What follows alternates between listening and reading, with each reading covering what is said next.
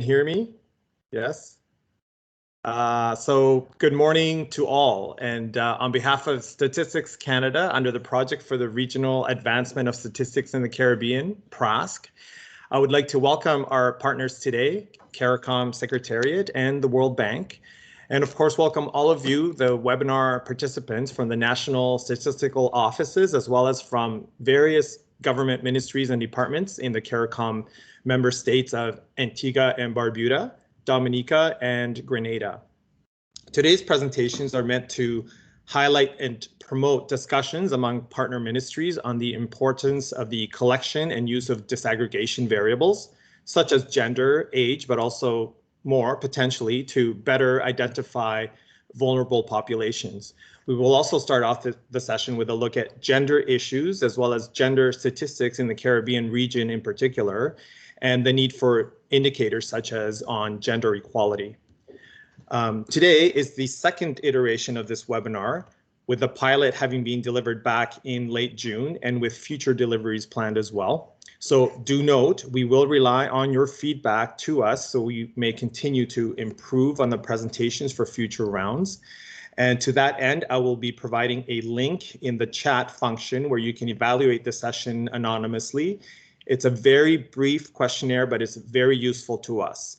Also note, as Erska just mentioned, the session is being recorded for future reference as well. And with that, I give the floor now to our colleague Bernard Myers, Senior Public Sector Specialist at the World Bank in Governance, Latin America, and the Caribbean, for his introductory remarks. So please, Bernard, take it away. Good morning, all.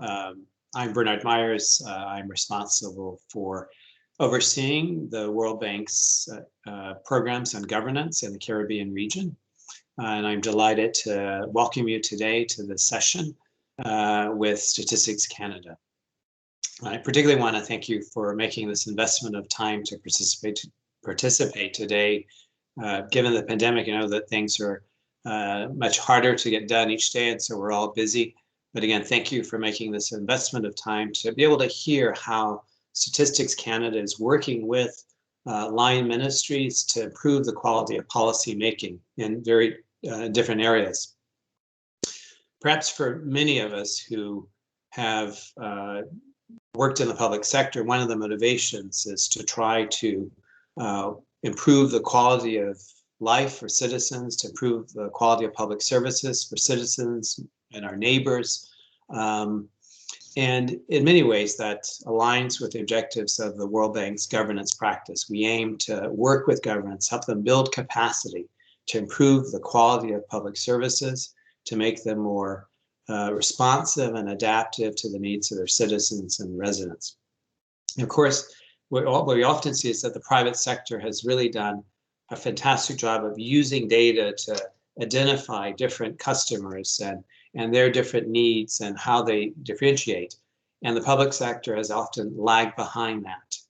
But there are positive developments that we see. And I think we're going to hear about some of those today, where we see increasingly governments who are also taking advantages of the opportunities to collect and use data to understand some of the differences in needs and expectations of different segments of the population, not just in terms of gender, but in other dimensions as well.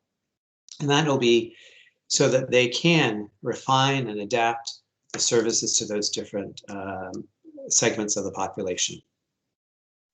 So after the presentation, I hope there'll be an active discussion and Q&A as we look at about how Canada applies statistics to their public policy areas, but also how it can be adapted to the Caribbean region.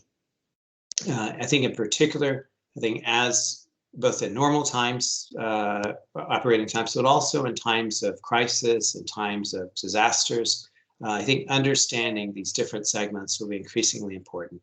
And I think we'll have opportunities to discuss that later today. So again, thank you for joining. Look forward to our discussion. Thank you, Bernard. I just want to make, okay, so thank you, Bernard. And now We do start off with the two presentations coming up from CARICOM Secretariat relating to gender issues and gender statistics in the region.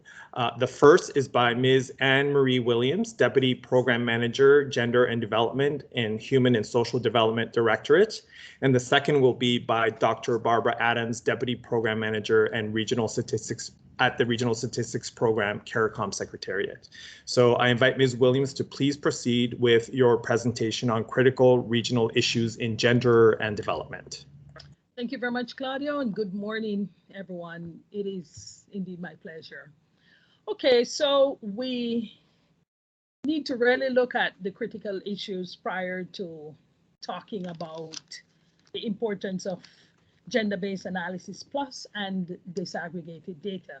So what are some of the critical issues in the Caribbean region or in CARICOM, which is comprised of 20 member states, 15 full members, and 5 associate members? So the first slide, please.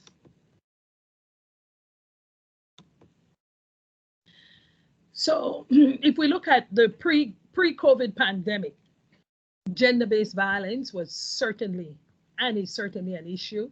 Economic empowerment, women in decision-making, gender mainstreaming, and climate change. These are priority issues in the region. And I say pre-COVID, but COVID-19 pandemic, these are the same issues and they have exacerbated during the pandemic. So the inequalities have been laid bare in these areas owing to COVID. Next slide.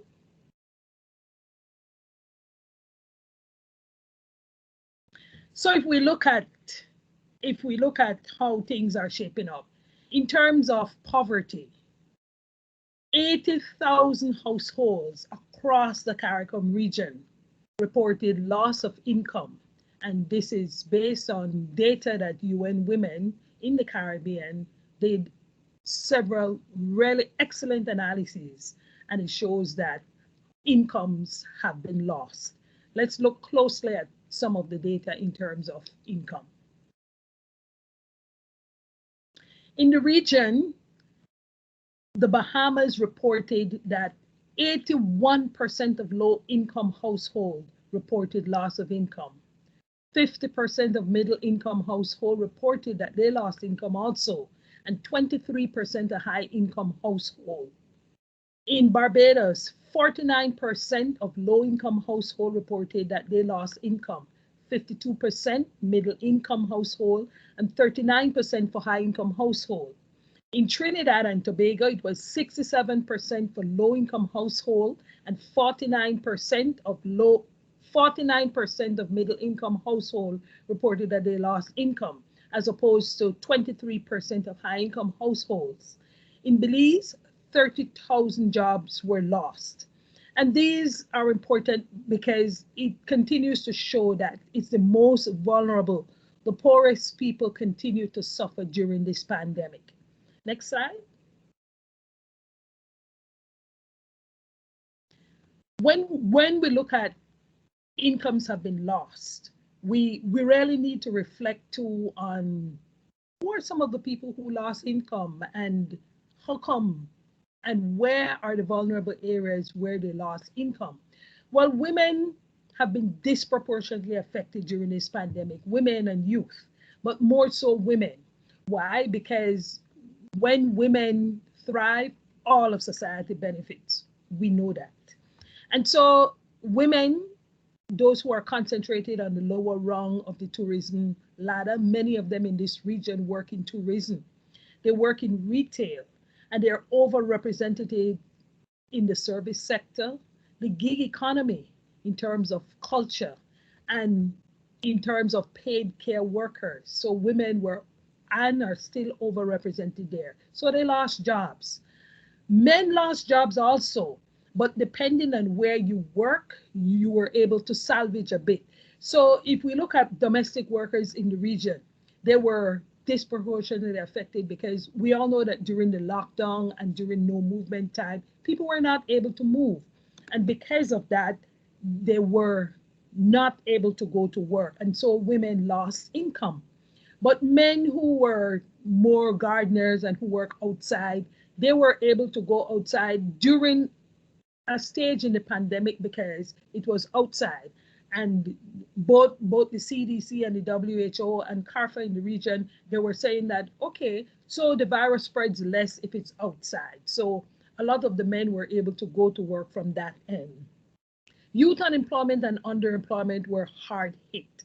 Pre-COVID, youth unemployment was actually 3 times more than adult unemployment, and it has worsened. And it has also caused a huge setback in achieving the SDGs, because we think of decent work and economic growth in terms of goal 8. So all this with COVID, we really have to focus on how we build back equal, with a focus on women and with a focus on youth. Next.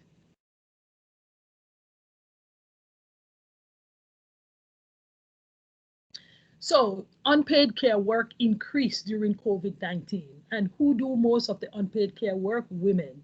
It has been shown by data in the region that women do almost 3 times the unpaid care work as men. So in terms of cooking, men experienced a 26% increase in cooking during the pandemic. Women, 60%. In terms of childcare, men 24% increase, women 70%. In terms of homeschool, men 25%, women 68%.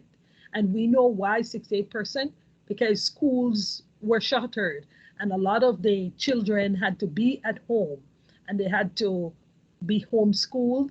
Well, not necessarily homeschooled, but if they had to do online classes, women were the one who were responsible to ensure that their work had been taken care of. Some of the schools that catered to the students who weren't able to do online classes did paper-based learning. And so when the women would pick up their homework and come home, the children would have to be supervised by their mothers. So hence the 68% more increase. Elder care, 48% of men say that they had an increased duty with elder care. For women, it was 63%. In terms of cleaning, you know that we did a lot of cleaning during the pandemic because it was first said that, oh, the virus can be transmitted on surfaces. It can stay a long time on your groceries that you buy at the supermarket. And so men experience a 30% increase in cleaning and women a 60% increase. Next slide. Gender-based violence and sexual violence. Pre-COVID, levels of gender-based violence and domestic violence were already too high in our region. Violence against women and girls. In the region, we had 5 countries that did prevalence surveys between 2017 to 2019 for the first time, and show the surveys were done with girls 15. Well, the range was 15 to 65. And so it covers some girls and women. And it was intimate partner violence, because for girls who were 15 to 17, it showed those who were actually in early unions and some teen dating violence. So for Guyana, it was 55%. Suriname, 48%. Trinidad and Tobago, 44%, and 39% in Grenada and in Jamaica. Now, the world average globally is that 1 in 3 women have been affected. But look at the high rate in Guyana. Now, all national gender machineries across the region reported increase, largely because women and girls were forced to shelter in place with their abusers. And when they weren't sheltering in place with their abusers, services were almost non-existent, and in areas where they were existent, it was truly diminished. And so hence, while a number of countries have reported an increase in gender-based violence, they don't always have the exact statistics because of places being closed down and and women were not able to call in and report or go in person as they do many times. Women and children's health suffered. We know that as the hospitals became filled and the beds were non-existent due to COVID patients, many hospitals closed down elective surgeries. People who had children who needed immunizations never went for immunizations because of fear of contracting COVID, all those things. And mental health suffered as a result of the stress, the worry. People, especially the elderly and young people who had to stay in, couldn't establish that close relationship with their peers as they used to because of school closure. So it was extremely difficult on many fronts. Next. So as we continue during this COVID-19 pandemic and we think of recovery and we're looking at ways to get out of it, and not just to get out of it, not just for normalcy, but how do we do things differently? We continue to see that women were disproportionately affected and still are disproportionately affected, yet on many of the high-level committees that member states have set up to get out of this COVID, to make sure that they recover equal and better, we find that women are absent from these committees. Data from UN Women again show you that in Barbados, the committees are populated with men, 62% men. In the Bahamas, 65%. In Guyana, 72%. In Jamaica, 80% men. St. Lucia, which is closest to parity, is 55% men. Trinidad and Tobago, 90% men. The question is, why do this region continue to marginalize women's experiences, their perspectives, and their expertise? In a region that we always boast that women do so well in education. And I remember a report came out pre-COVID saying that in Jamaica and in Barbados, you have a high chance at the senior level that your boss is a woman. Yet, look at it, in Barbados, 62% of men are on the committees. And in Jamaica, it's 80%. Next. So after we think about all those data and everything, how do we move forward? We really have to think conscientiously and realize that yes, we're highly indebted nations in the region and monies are scarce, but how do we build back with what we have and where do we want to go? So as we move forward, we must use a targeted approach to recover by protecting the most vulnerable. So you reach the furthest from behind first, and we're reminded of that through the Sustainable Development Goals.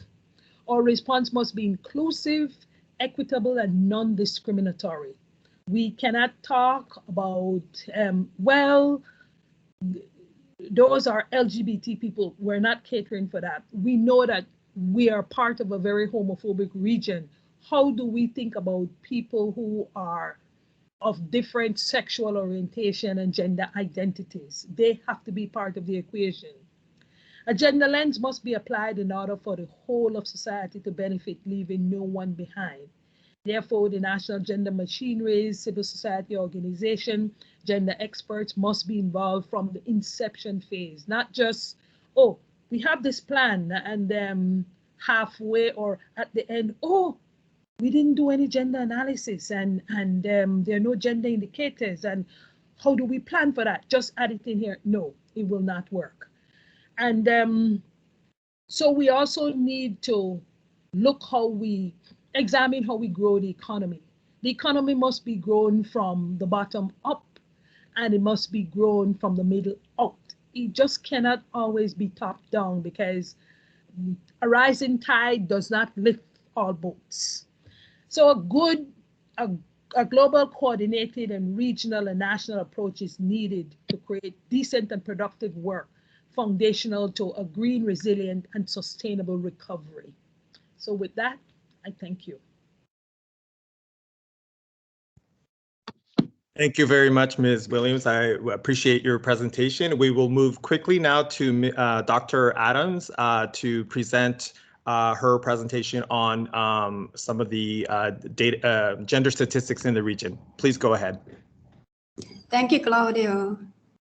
Urska, can you please assist? Absolutely. We'll proceed right away. Thank you.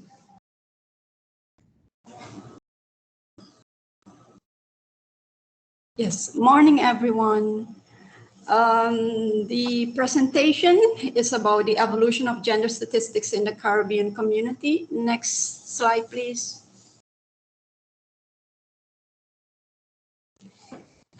The presentation highlights some of the initiatives that were undertaken in, by, and for the Caribbean community, which contributed to the evolution of gender statistics in this region. Next slide, please.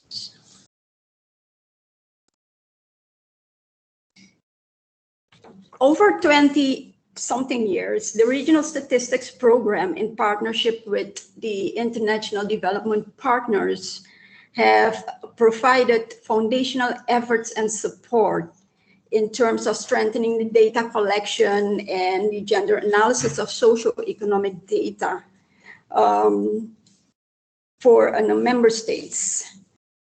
And one of such efforts was a joint project by the United Nations Statistic Division and the CARICOM Secretariat in the period 1999 to 2004. Strengthening capacity in social, gender, and environment statistics for conference follow-up in CARICOM. Next, please.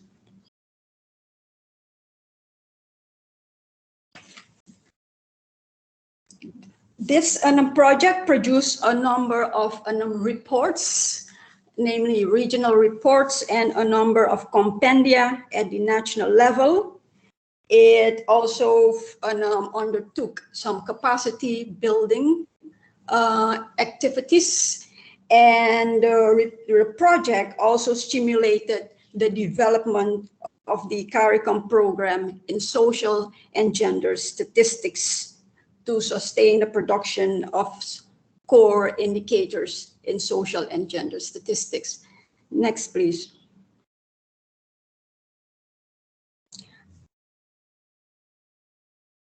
A regional initiative was the use of a regionally coordinated approach for the 2000 round of population housing censuses that was approved by the Caribbean Community Councils of Ministers, and they acted upon advice from the Standing Committee of Caribbean Statisticians. This regional approach included an activity on the analysis and dissemination of census data. And the community had then a program, the CARICOM Capacity Development Program, which was funded by the Canadian International Development Agency and the UNFPA.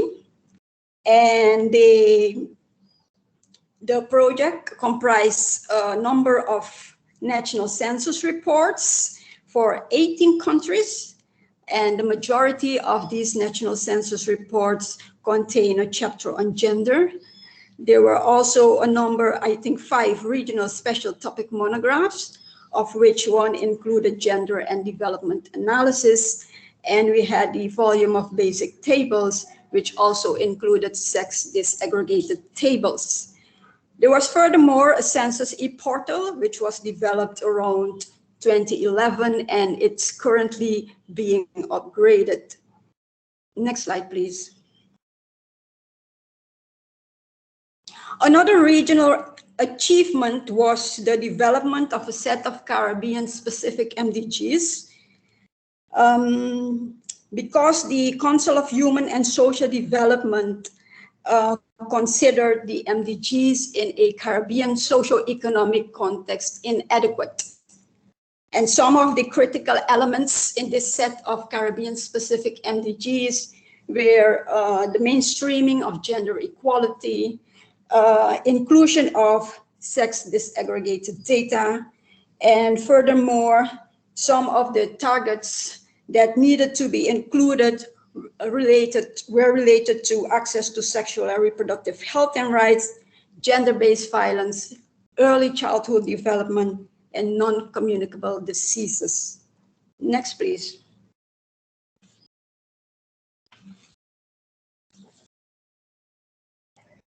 Yes. The Regional Statistics Program, also in partnership with UN Women, initiated an effort in 2014 to identify a set of gender equality indicators. These indicators are in 5 domains, and there are 33 of these indicators, but they are based on the Global Gender Equality Indicator Framework and Sustainable Development Goal indicators. There are a number of SDGs incorporated in this model, and it was adopted by the 40th COSOT meeting. Next slide, please. Also, the regional strategy for the development of statistics, which was endorsed by the heads of government in 2018, incorporated gender mainstreaming as a key driver. Next slide, please. And finally, with regard to the next slide, please.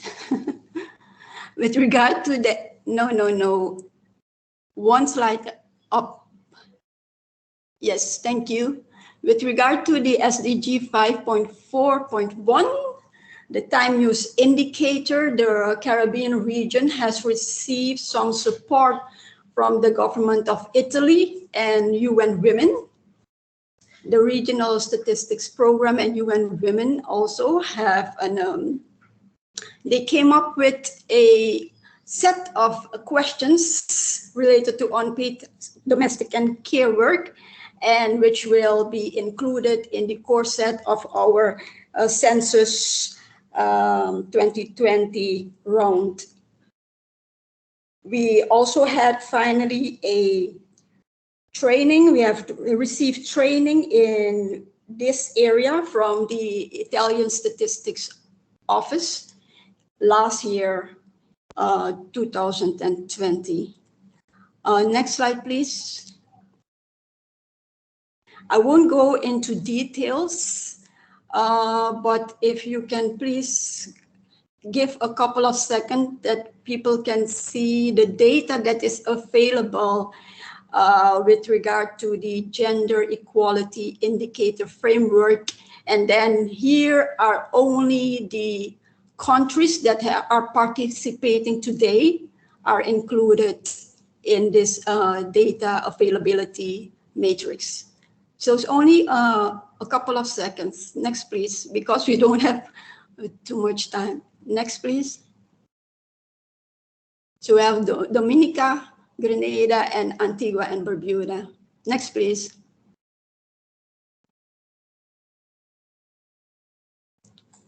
Next, please.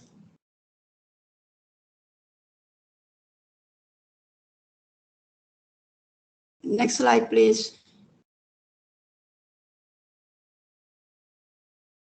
And the last slide. Thank you. So thank you so much.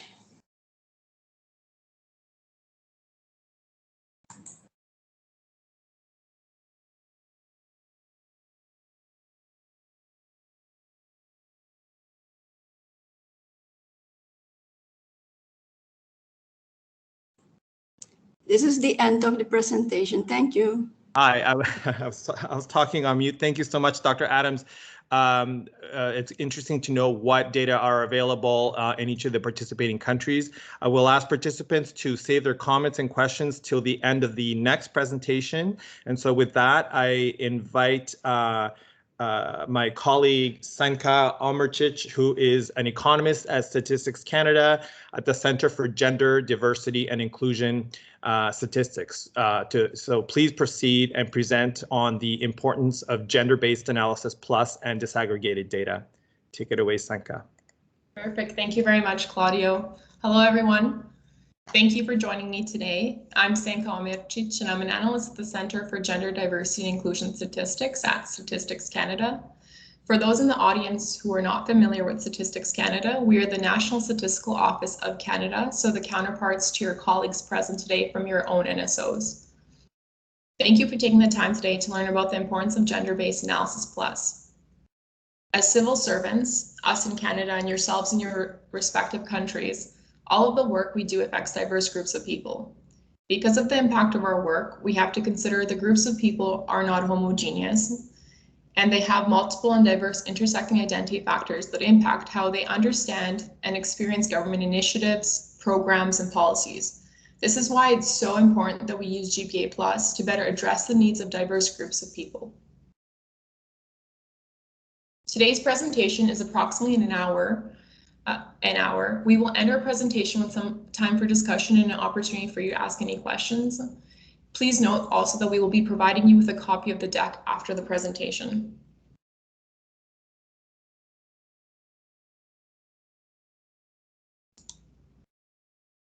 Our mission at Statistics Canada is to serve Canada with high-quality statistical information that matters. This is our responsibility. As Canada's central statistical office, we're legislated to serve this function for the whole of Canada. Under the Statistics Act, we're required to collect, compile, analyze, abstract, and publish statistical information on Canada's economic condition and social well-being. We conduct over 350 surveys and statistical programs on an ongoing basis to measure or report on the state of Canada's economy and society. We strive to build relevance and quality into all our programs and products by working closely with the ministries, departments, and agencies to ensure that our stakeholders have the data they need for evidence-based decision-making. Statistics Canada definitely does not work independently. We have steering committees that are made up of representatives from other departments to ensure the data are relevant to their needs. We have many high-level interdepartmental committees that StatCan takes part in. We also work on lots of cost recovery projects for other departments, for specific projects or particular programs for which they need data. Some departments also access the federal research data centers to access data, but in general, there's no specific treatment for other departments. And in fact, some departments even collect their own data. So on-reserve First Nations data are often collected by Health Canada. And then some do their own opinion polling as well.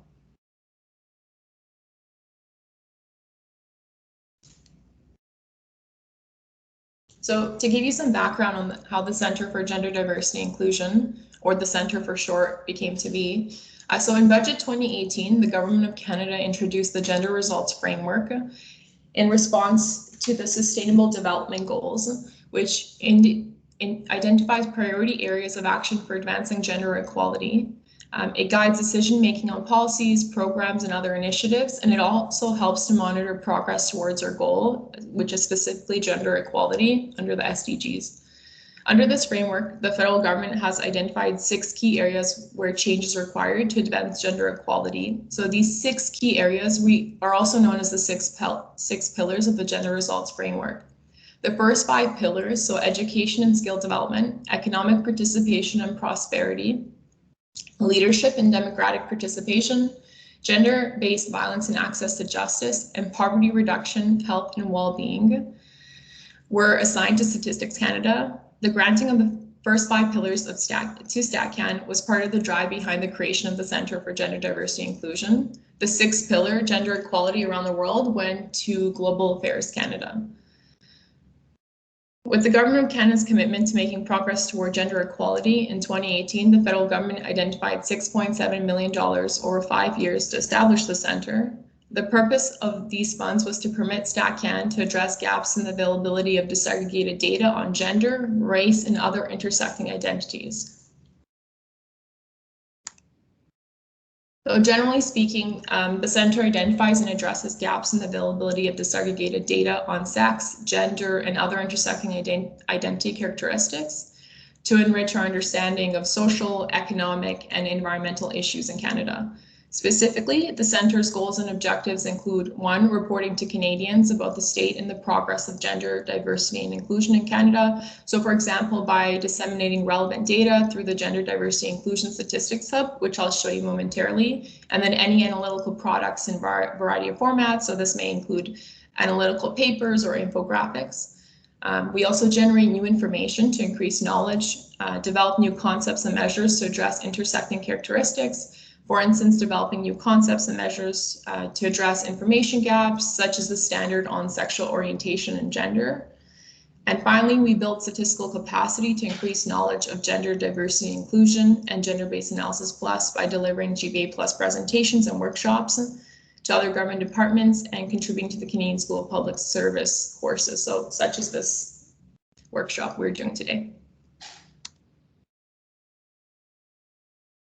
So as mentioned, this is our Gender Diversity Inclusion Statistics Hub. There are multiple ways to access the hub, but the easiest is if you go on our website, if you scroll all the way to the bottom, there's a link directly that'll take you to the hub. The hub enables users to easily access and analyze a wealth of statistical information relevant to the evolution of programs, policies, and initiatives from gender diversity inclusion perspective. The hub is divided into tiles that contain various types of information. So generally across StatCan, generally across most of our hubs, users will find that the same tiles in varying layouts. When you arrive to our hub, the landing page, you can see there's a social media tile. This contains links to all of StatCan's social media accounts. So you can take a look at some of our most recent releases or some of the products that we're putting out. And we also have a find data tile section, which consists of 12 icons where users can find data on a specific topic, which is what you see on the left-hand side of that image. And then we have the focus on COVID-19 tile. So this contains an evergreen list of StatCan's resources that report on the impact of the pandemic on diverse population groups. These products are organized according to the main focus of the product, so specifically children and youth, gender and sexual orientation, immigrants, Indigenous people, persons with disability, seniors, and visible minorities. The information, this tile is updated at least once a week with the most recent releases. And then if you scroll down on the hub, we have the gender results framework tile. This is where you can get direct access to data tables that have been disseminated in support of the GRF. The hub was created in part to house these tables related to the GRF. And every time a survey is released a new cycle, the data, these tables are updated. And then we also have a features tile. It's likely that this tile actually gets probably most of the attention, at least from internal users, as it contains links to the 6 recent products related to gender diversity and inclusion on a rotating carousel. Once a new feature is added, the oldest feature is dropped. If there is something of interest that you find here, but you don't have time to read it, I do suggest that you bookmark it for easy reference as it is updated. And if the feature you're looking for is not on the carousel afterwards, you'll need to go through the find data on tile to search for it. But our hub there's great resources and access to various data on here. I do have the link provided for you at the bottom of this slide. And then this is the bottom of our hub. So at the bottom, there's additional tiles and resources which may be of interest. In the first tile on the left, you'll find the GBA Plus resources and training. Most of these products are by the Department for Women and Gender Equality. In the center, you'll find links to StatCan's tested and trusted statistical standards, which I'll touch base on in a moment in this presentation. We also have a number of standard measures, including those to measure diverse population groups. As mentioned previously, StatCan released new statistical and classification standards for sex at birth and gender variables in 2018. So the main goals were to be more inclusive and account for gender diversity in Canada, but also to distinguish the concepts and classifications of sex at birth and gender. So I'll touch upon that as well in a bit. And lastly, we have a tile that offers resources on international sources such as Sustainable Development Goals, the United Nations Gender Statistics Manual, and the Organization for Economic Cooperation Development Gender Initiative. So there's plenty of resources here, and there's a few courses, as I mentioned, which are offered to all, and they're free.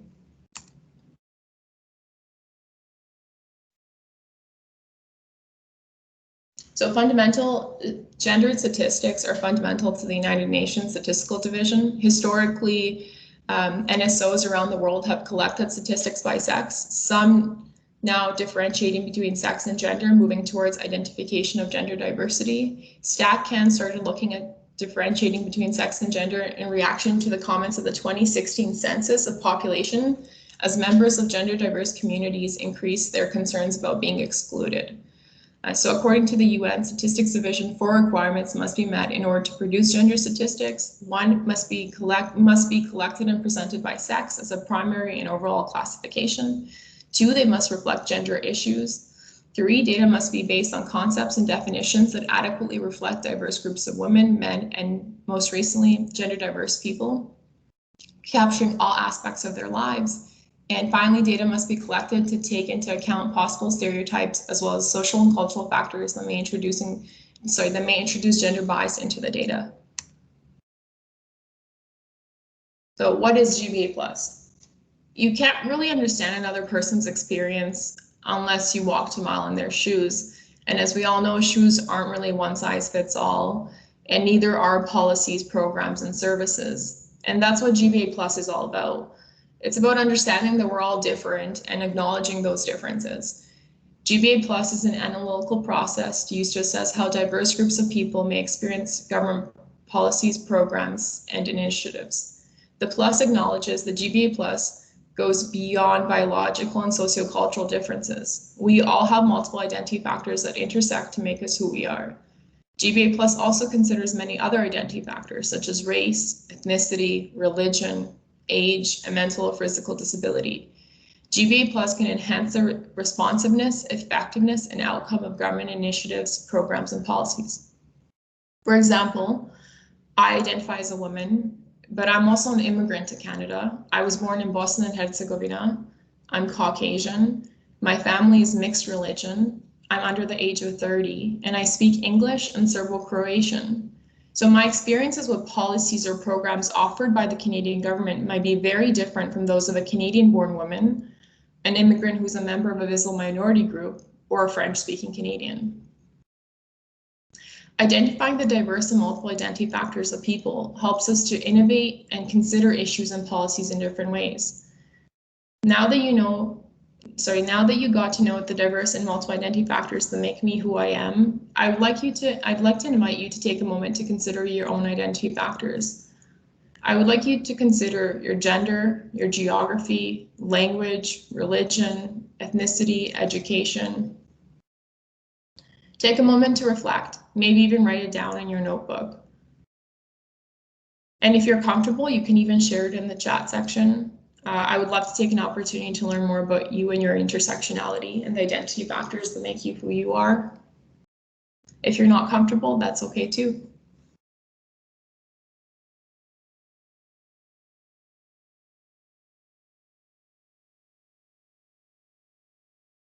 So I would like to address 2 major myths when it comes to GBA plus. So one is GBA plus only applies to women's issues. It is an advocacy for women.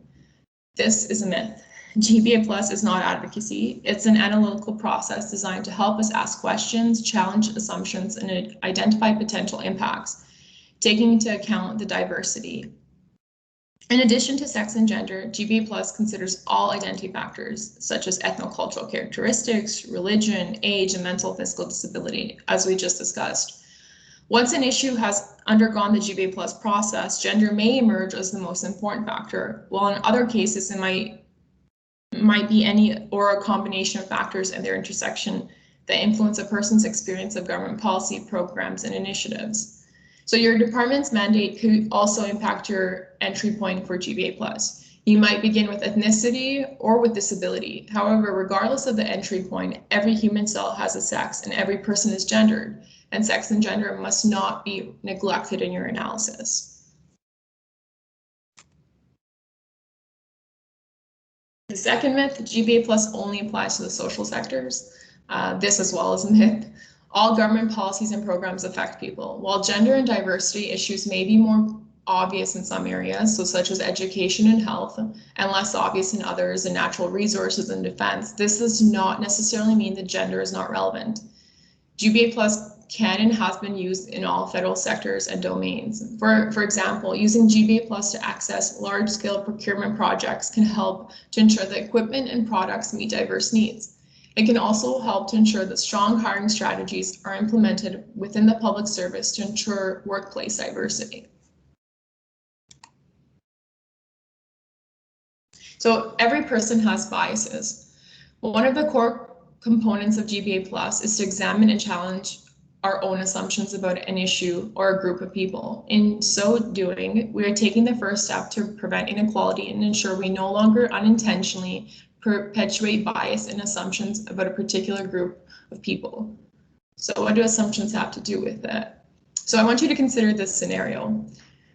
While driving on a highway, a father and a son are involved in a terrible accident. The fire department is the first respondent at the scene. As the boy is carefully removed from the wreckage, one of the firefighters exclaims, "That's my son." What was your first thought or reaction to this scenario? Did you come up with more than one possibility? Did you assume the sex and gender of the firefighter based on their profession? Your response will be influenced by your assumptions, biases, and life experiences. Your assumptions and biases will have been largely molded by your conditioning, so maybe your family values, your community, and your education, and your own life experiences. So given the number of women firefighters is still very low, we might assume that the firefighter is a man and the boy's second or other father, so maybe a stepfather or a same-sex partner, rather than the boy's mother. Can you think of other professions that are dominated by either men or women? What assumptions about gender roles and responsibilities have influenced the gender makeup of these professions, and what is the impact? So to give you another example, maybe a doctor. If it was a doctor arrived in the scene, some people might make the same assumption or bias that it was a father, or as mentioned, so it'd be the same-sex partner or a stepfather. So that's an example of another profession.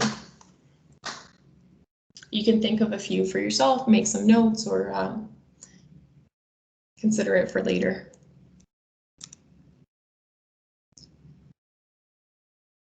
So it's really important that we consider gender and other diversity characteristics in all stages of the statistical process. So analysts have the data they need to conduct appropriate gender-based analysis plus. I should mention that diversity characteristics is also what we call disaggregated variables in collection and in the analytical context.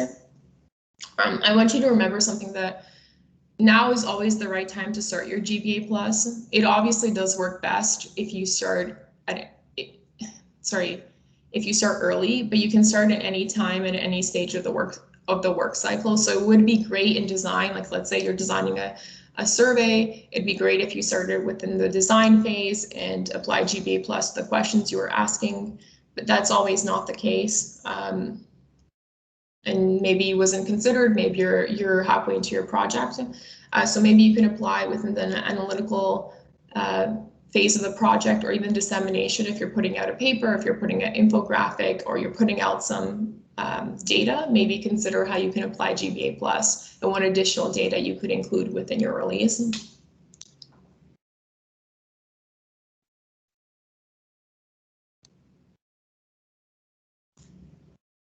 So in order to perform GPA plus analysis, we do need disaggregated data.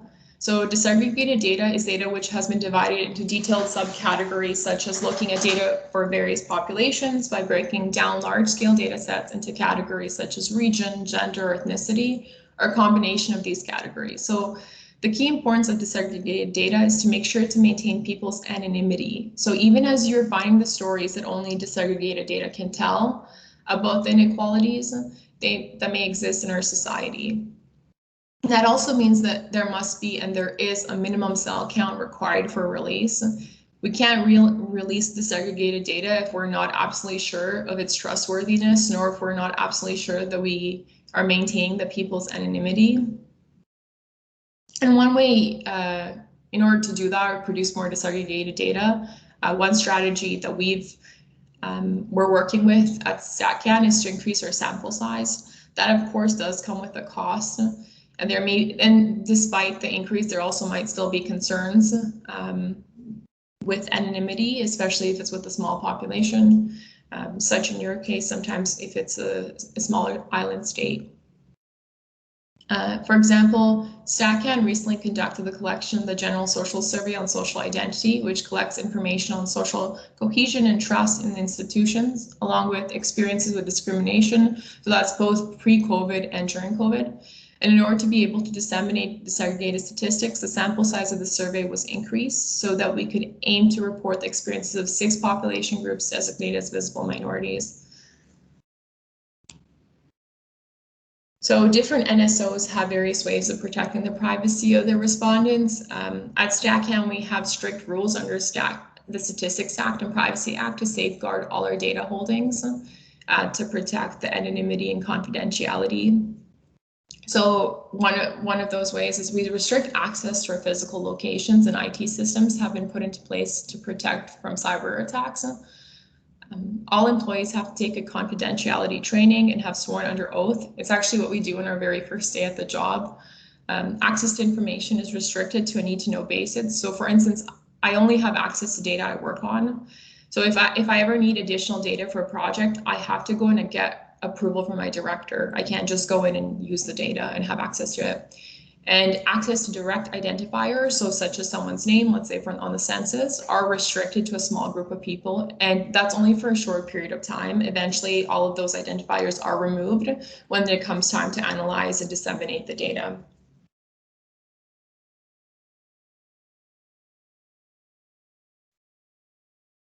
It is impossible to have reliable information on gender, diversity, and inclusion without strong statistical standards that clearly define the concept being measured.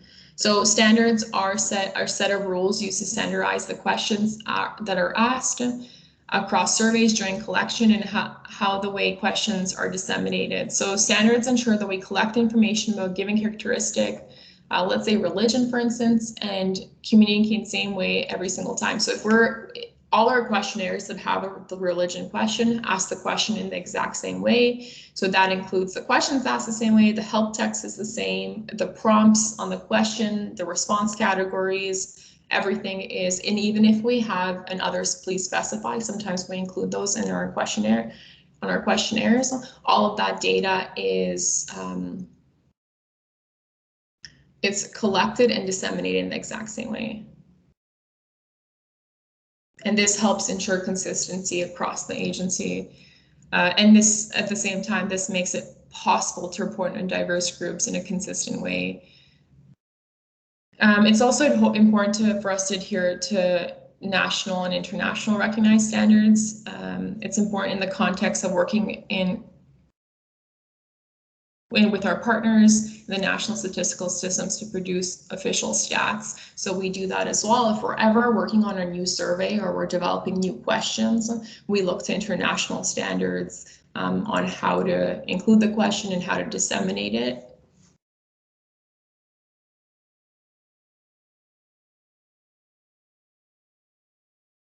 So the agency we play a leading role in ensuring that strong standards are developed and adopted as part of the national statistical system, meaning adopted by our partners as the NSOs, so ministries in Canada, such as health, education, etc. For more information on standards, we do have an article and an infographic available, and you can actually access it via this slide. So there's a link for you, and there's a hyperlink included for the paper itself. They're both great resources for more information on statistical standards. So while we do have defined standards, these standards are always developing and changing due to the changing nature of our world. So socioeconomic changes, government policies and programs, legislative bodies, scientific developments and research, public opinion and input from partners, including specific subpopulations, all of these affect how diversity, gender inclusion are measured and assessed. So in the context of StatCan, the NSO, we're in the middle of all these forces, and we must constantly take these factors into account to keep its activities relevant and maintain its ability to respond to emerging issues. It also allows data users to follow the historical changes of a diversity and the dynamic of inclusion or exclusion associated with the standard and the term. So we have a number of standard measures, including those to measure diverse population groups. Some of these may be similar to standards you use for your own NSOs. So examples include ethnic origin of a person, immigrant status of a person, population group designated as visible minority, indigenous identity of a person, gender, sexual orientation, and sex at birth. So now I'm going to give you an example of the development of a recent new standard. So in Canada, we go beyond the traditional definition of sex and gender. So this may currently vary across nations, but the importance of using well-defined standards is important across the board. So in recent years, there has been an increase in public awareness and sensitivity in Canada towards the LGBTQ2+ community. LGBTQ2+ is an abbreviation that stands for lesbian, gay, bisexual, transgender, queer, and two-spirited. The plus sign signifies a number of other identities and is included to keep the abbreviation short when written out. So before the last census, which was we just had a census in 2021, but the 2016 one, StatCan started receiving comments from Canadians on the sex question. It was judged too exclusive since it gave Canadians only 2 response options, and those options were either male or female. So following the 2016 census, StatCan investigated ways to measure the transgender and non-binary population living in Canada through its various statistical programs, including the census. So one of the first steps was to engage with experts in the field of gender identity. So we held consultations, focus groups, and qualitative tests to develop the questions and the standard for social surveys. So as a result of this consultations and testing, we released a new sex at birth and gender variables and classifications in 2018. The main goals were to be more inclusive and account for diversity in Canada, but also to clarify the concepts and classifications of sex at birth and gender.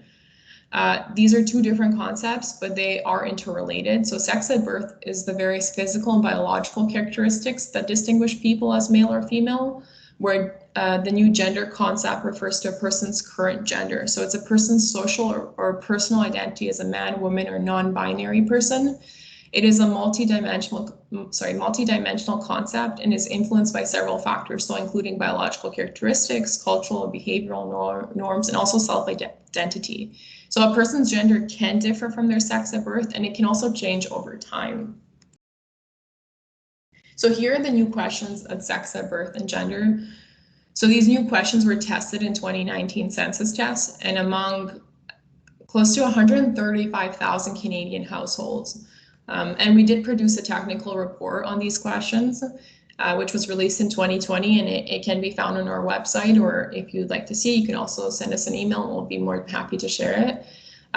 This 2-step approach is generally recommended in the literature and was suggested based on expert advice and results of the focus groups and cognitive testing. So now we include both of these questions. What is your sex at birth and what is your gender in all our questionnaires? This is our new standard.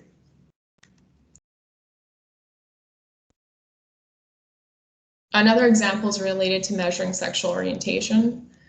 So where we have the previous question in 2013 and then the current question as a result of all the consultations. We're also not done updating. We're not done updating the sexual orientation question. We've begun, as of 2019, we've begun on developing the sexual orientation standard, taking into account the concepts and updates to sex and gender. So we're currently conducting consultations at the moment.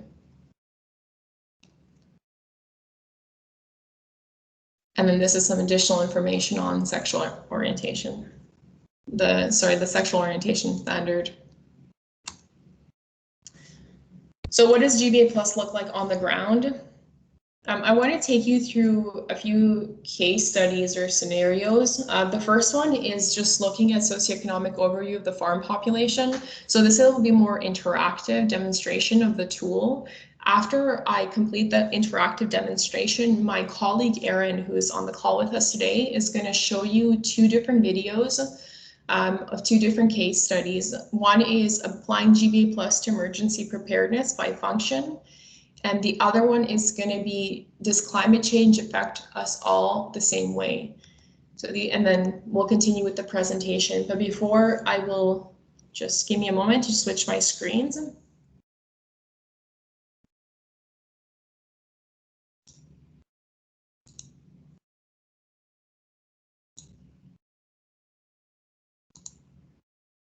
All right, I hope everyone can see this.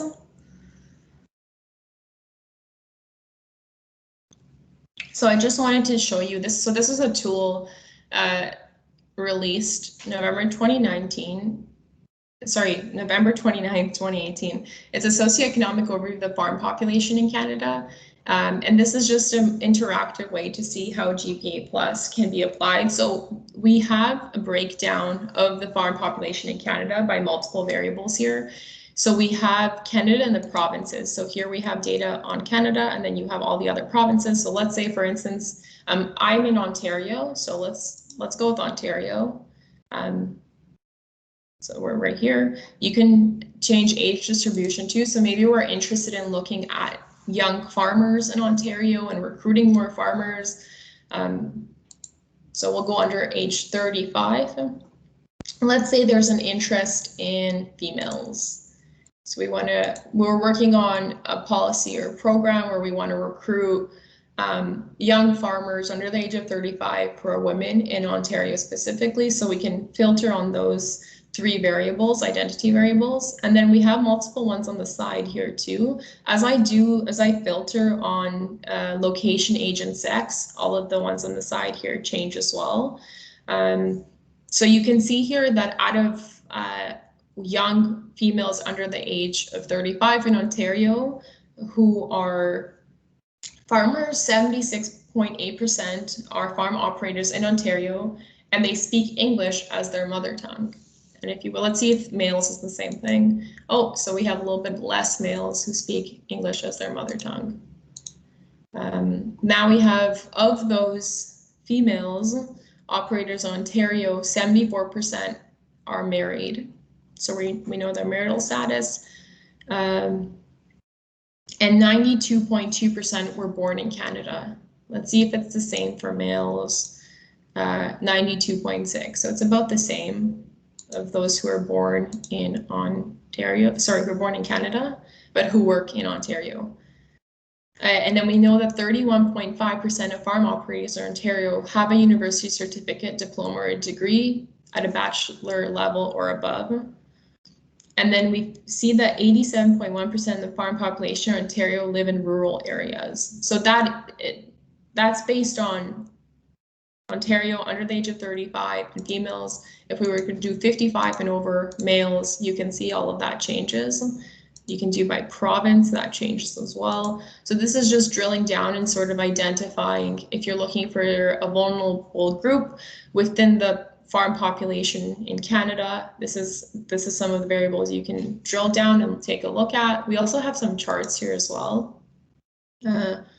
Number of farm operators by country of birth. So you can see here in this visual, which is majority are born in Canada, but then we also have some that come from the United Kingdom, Germany, that's all other countries. We have Ukraine, Poland, and United States. You can see how many live in rural areas compared to some majority. Number of farm operators by mother tongue. So we see most speak English, but then we also have a lot that speak French, Ukrainian, German. So I thought this was a great little interactive tool to show you in terms of how you can apply GBA Plus and really drill down with the data to get an idea on who might be your vulnerable population and how you can adjust your policies, programs, or any initiatives to assist with this vulnerable group. I'm going to pass it on to Erin now to show you the case study 2 video. Thank you, Senka. I'm just going to share my screen and bring it up.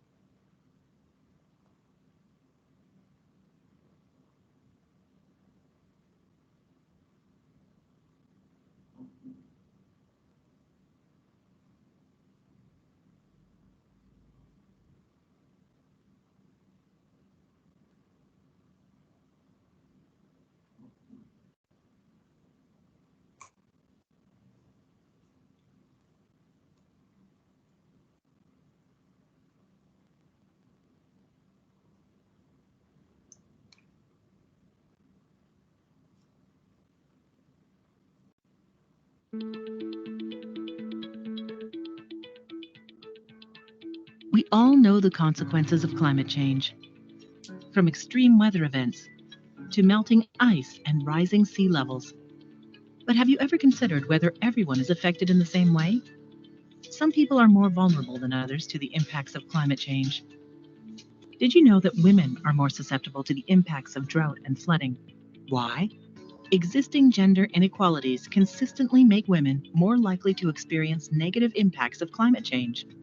Canada recognizes the importance of women's active participation as agents of change, community leaders, and decision makers in all phases of disaster risk reduction, from preparation and mitigation to response and rebuilding. For example, Canada has more fully incorporated priorities of Indigenous women into the broader emergency management system, such as wildfire response. But it's not just about gender. Climate change impacts people differently because of multiple intersecting identity factors. That's why the Government of Canada is using Gender-Based Analysis Plus to address the impacts of climate change. GBA Plus is an analytical process that assesses how diverse groups of women, men, and gender-diverse people might experience government initiatives differently. It's an intersectional gender lens that takes into account sex and gender and other identity factors such as geography, ethnicity, income, age, and disability. Consider geography. While less ice and more shipping through Arctic waterways may mean increased economic benefits, it can also raise the risk of oil and chemical spills, disproportionately impacting northern communities. Through the Oceans Protection Plan, the Government of Canada is partnering with Indigenous and coastal communities to develop a world-leading marine safety system that meets Canada's unique needs from coast to coast to coast. GBA Plus is helping to ensure that underrepresented groups in Canada's Arctic, including diverse groups of Indigenous peoples and women, play an active role in the design and delivery of emergency response and waterways management.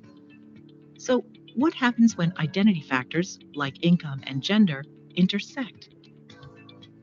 Those who experience poverty in Canada and around the world are most impacted by climate change. They are more likely to live in areas already prone to natural disasters, and their limited income means less ability to recover and adapt. The GBA Plus, applied to Canada's Feminist International Assistance Policy, recognizes that women living in poverty disproportionately experience the impacts of climate change. Consequently, the new policy, requires that women participate actively in the design and implementation of climate initiatives funded by the federal government, ensures that the government's climate initiatives consider the challenges faced by women and girls, supports programs that give women entrepreneurs greater access to renewable energy opportunities. Engaging a diversity of perspectives and addressing climate change makes our collective response more effective. The Government of Canada will continue to apply an intersectional gender lens to better adapt to and reduce the risks of climate change. Visit Status of Women Canada and check out our Demystifying GBA Plus Job Aid on GCpedia. Information is available upon request for those outside the Government of Canada.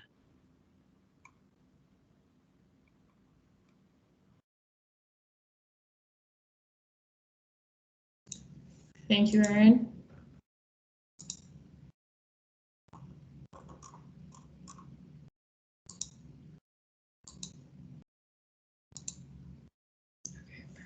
Before I proceed, I saw that there was a question in terms of our definition for farmers, and I just want to address that question before I move on, just because we're here on the slide. So as of in 2021, a census farmer is defined as an operation that produces at least one agricultural product and will report revenue and or expenses for that agricultural product on the to the Canadian Revenue Agency.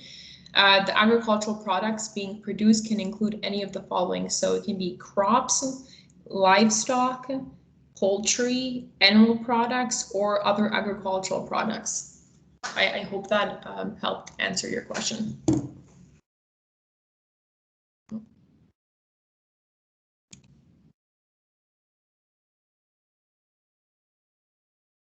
I've also provided links at the bottom. So the first video actually didn't have any sound. If you were wondering why, I should have mentioned that, why there was no sound. There isn't any. But if you want to watch these videos again, there are links at the very bottom for you to take a look. So the next I want to go over briefly is school closures and COVID-19 and impacts of children. This does echo a bit of what Ms. Williams was mentioning earlier in her data findings. So children in Canada are required by law to attend school from the ages of 5 or 6 until the ages of 16 or 18. So this really depends on the province and territory, because education is governed by the provinces and territories in Canada. So there was approximately 5.7 million students in Canada's elementary and secondary school programs in 2018 to 2019. So that is high school and under. So the vast majority of students, so about 92% attended public schools in 2018-2019, so pre-pandemic, and then the remainder were either in private schools, which are privately funded in Canada, or there was a very few students that were homeschooled by their parents or a hired teacher. So in the effort to curb the spread of COVID-19, policymakers across Canada have employed remote learning approaches and closed schools. It may take years for us to actually fully measure and comprehend the effects of the pandemic on children and youth, as some of these effects, such as potential learning losses, could have long-lasting consequences. And of course, right now we don't have all the data ourselves, and we're just, as the pandemic progresses, we're looking to collect data, and some of the data we didn't even collect pre-pandemic. So we're hoping as time goes, we will have access to this data, and we'll be able to collect it or use different tools to, like administrative data, to get this data. Some of these consequences are interconnected, and some children and youth will be more vulnerable than others to these impacts. This is why GBA Plus is so important. So as we know, school is considered an integral aspect of the lives of children and youth, affecting their intellectual and social development and their physical and mental health. As a result of the school closures, the impacts can be varied. This infographic covers comprehensive themes and includes learning and academic success, accessibility and special needs, physical activities and fitness, mental health and well-being, socioeconomic outcomes and food insecurity, victimization and safety, and diversity and disproportional impacts. As I said, it might take years to fully measure and comprehend the effects of the pandemic on children and youth, as some of these effects, such as potential learning loss, could have long-lasting consequences. Based on the information that is currently available, the impact of COVID-19 has disproportionately affected populations that we already considered to be vulnerable. So for instance, children coming from low-income households. So a lot of the learning, because it's from home, it's required that the students have access to internet and laptops and computers. And a lot of children coming from lower income households don't necessarily have access. In some cases, schools are providing it, in others there aren't. So there has been some data that shows that some students are doing their homework or accessing lectures and classrooms via mobile cell phone rather than having full access to a computer. And another example is children with disabilities. They may be more vulnerable to challenges with remote learning. So according to a crowdsourcing initiative by StackCan, in the first few months of the pandemic, about 58% of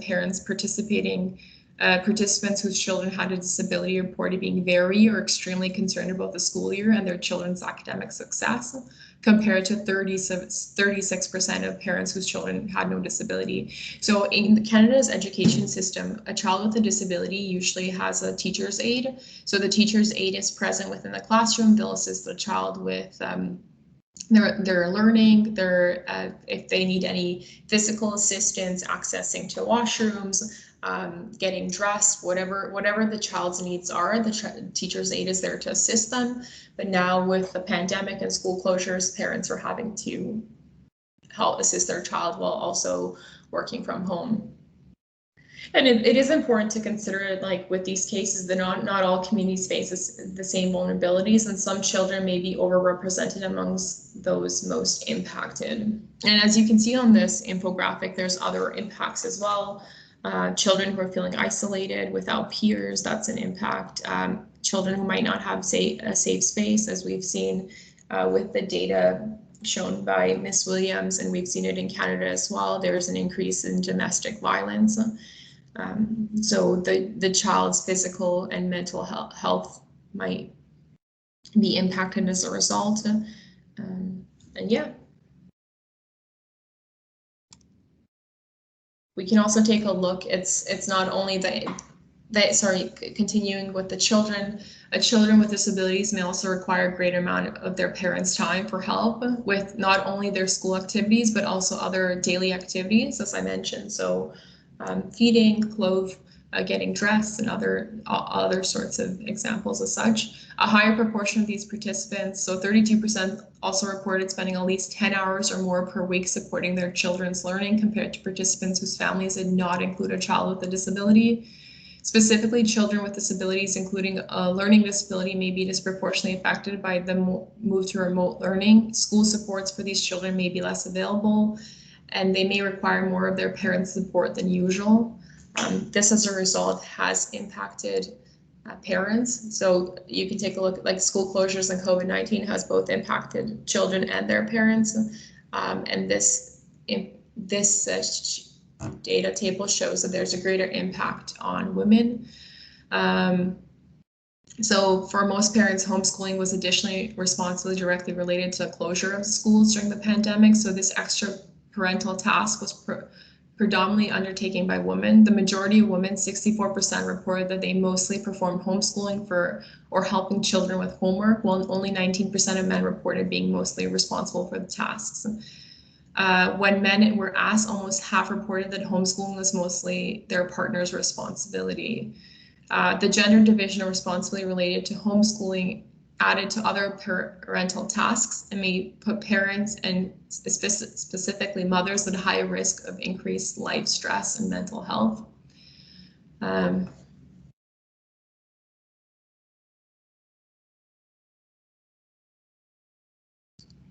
there's also concern expressed by participants for their children's school year academic success also vary by the level of education of the parent. So this kind of goes to reflect what I mentioned earlier, in the sense that if a parent, usually income is correlated with the level of education. So if a parent has a higher level of education, they're more likely to be able to financially provide the equipment and technology that their student needs. But in addition to that too, they're probably more likely to be able to assist their children with the homework as well. So we see in this case study just the impact of the school closures as having on both children and parents, and how women are more impacted than men. We also see how children with possibly with a disability or coming from a lower income household are more impacted than their peers.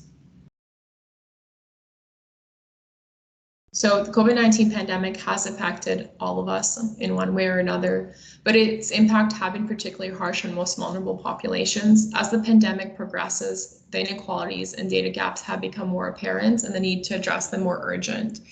In order to leave no one behind, we need the kind of complete picture that only disaggregated data can provide. So the agency has adopted new and innovative ways of doing our work in order to provide data users with data and insights needed to respond to COVID-19. This includes, we launched new ways of collecting information in near time through web panels and crowdsourcing. We have various data are used to measure and take into account the cultural, ethnic, linguistic, and religious diversity and pluralism in Canada.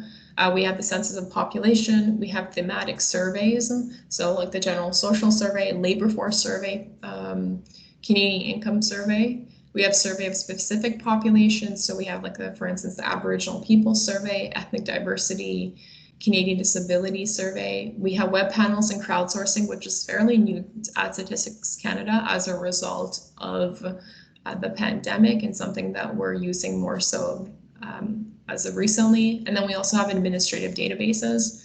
So for instance, for times where we don't have data, if we can't collect the data from a survey, we will go to administrative data sources like tax files to collect information and link the data. So we'll link survey data with admin data, and we were able to link it with the permission of the respondents. We asked them for permission to use their tax files to link the two. But with the decrease in response rates, we're looking to use more admin data rather than surveys, because it's easier and it reduces the response burden on the respondents and the Canadian public. So those are different key data sources. And we also we're always looking for new data or new ways to link data or add data, because there's, as I mentioned, like for instance with the education example, we also don't always have the data we need. So we're looking into different sources in terms of getting the data we require to do our analysis, and specifically our gender-based analysis.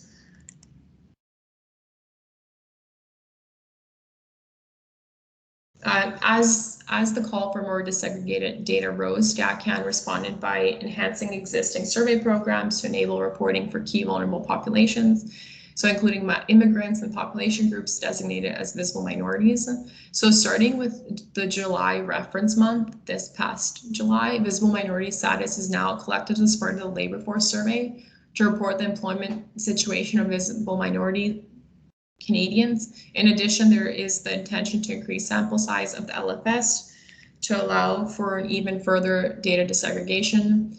And then finally, the 2021 census of population will contains new content to better identify diverse population groups such as sex at birth, gender, veterans, religion, Métis and Inuit. I am aware of the time, so I will kind of touch briefly on the next few slides. So this is just giving you an overview of our new collection methods, which is web panels that we've introduced as a result of the COVID-19 pandemic. Take a look, when you get the deck, you could take a deeper look into this. There's a link provided for you on the slide for more information on web panels. And then these are all the releases we have for web panels as of April 2020.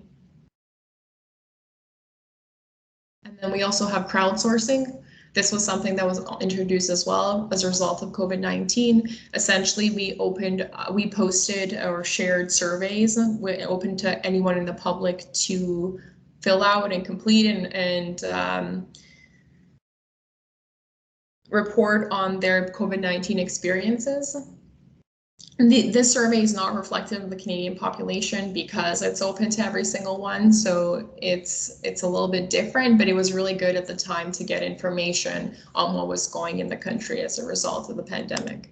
And then these are our releases as well. You can see the sample size, and sample size has decreased, but we still have a decent amount of people responding to the crowdsourced surveys.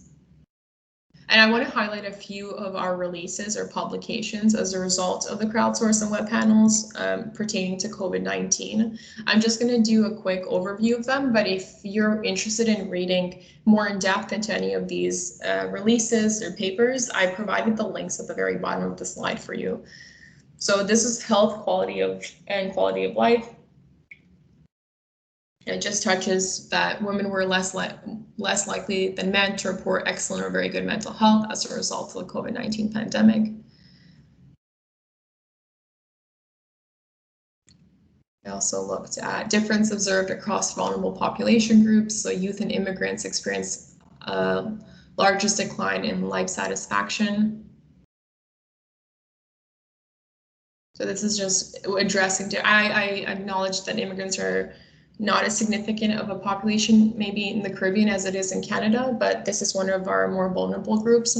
So I just wanted to highlight how we've applied GBA Plus to get a better understanding of what was happening in Canada in terms of overall health and quality of life. This is another release on Canadians living with long-term conditions and disabilities and how they're experiencing increased challenges in the context of COVID-19. Sorry, I'm aware now that the link isn't actually on the bottom of the slide, but there is a source. So if you just, if you put this source into Google, it'll take you to the article or the release. In some cases, these releases are just infographics, which you see here, which are quick snippets of information. So this is labor market and financial impacts of COVID-19. So those caring for seniors in long-term care are more vulnerable to COVID-19 due in part to type of employment. And there's some additional information on that. As I touched base on earlier, women continue to be mainly responsible for parental tasks during COVID-19 and the impact the COVID-19 has had on women and their parental tasks. And then there's a comparison between men and women in the parental tasks that they conduct or partake in. This is also in absence of government transfers. 1 in 4 Canadians in working families would not have had enough savings to keep them out of poverty during the 2-month work stoppage. So in Canada, as a result of the pandemic, the federal government put out the Canadian Emergency Response Benefit, which provides financial support to employed and self-employed Canadians who were directly affected by COVID-19. So if you were eligible, you would have received around 2,000 Canadian dollars for a 4-week period, so around 500 Canadian dollars a week. And without this, the acronym is CERB. Without CERB, 1 in 4 Canadians wouldn't have had enough to keep going. I do have a bit of a pop quiz. I know everyone loves a good old-fashioned pop quiz, so I couldn't pass upon the opportunity to include one today. I just wanted to include a few quick questions for you to think about. So GBA Plus is it an employment equity program? The examination of biological differences between females and males, an analytical tool used to examine the intersections of sex and gender with other identity factors. You're more than welcome to, if you want to test your knowledge, you're more than welcome to put your answer in the comment section. So if you guessed C, you're correct. GBA Plus is an analytical tool used to examine the intersections of sex and gender with other identity factors. Number 2, GBA Plus is conducted to A, examine the effects of policies, programs, and initiatives on diverse groups of women, men, and non-binary people. B, ensure the equality for women, and C, promote pay equity. Again, you can write your answer.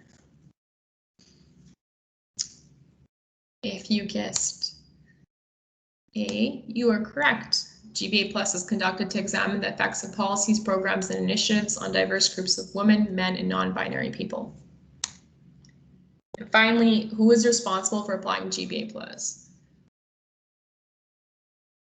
And the head of the organization, HR, gender specialists, any official in an organization who's contributing to the government initiative, or the deputy minister. Well, if you guessed D, you're correct. GBA Plus can be applied to your work no matter the role. It's honestly relevant to everyone's organization's activities. And it's important to consider the gender and other diversity characteristics it should be applied in all stages of your project. I want you to remember that now is always the right time to start your GBA Plus. If there's something you take from this presentation, it's the now is always the right time. It works best to start early, I know, but if you can't start at it works best if you start early, but you can honestly start any time in any stage of the work cycle. So it's best to really start when you can. And yes, we're all responsible for GBA Plus, no matter our role in the organization. Just a few things I want to recap from this presentation today. It is impossible to have reliable information on gender diversity inclusion without strong statistical standards that are clearly define the concepts being measured and collected. So always start with standards. GBA Plus is a valuable process and tool for systematically considering an array of identity factors in all stages of the statistical process. And as I just said, it applies to your work no matter what role.